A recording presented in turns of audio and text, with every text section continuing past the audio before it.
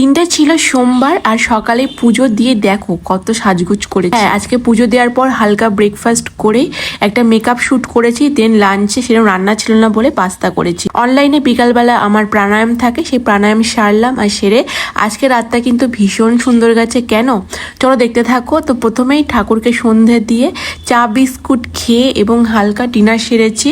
আজকে কিন্তু খাওয়া দাওয়া বাড়িতে খুবই কম খেয়েছি। দেন সাজগোজ করে বেরিয়ে পড়লাম। তখন বাজে প্রায় 9:30।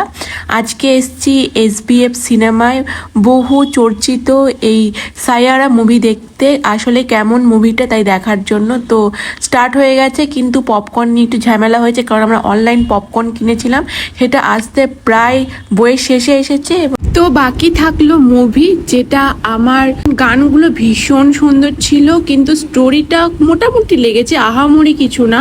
তো এই দেখে আমরা রাত 12টার সময় বাড়ি ফিরলাম।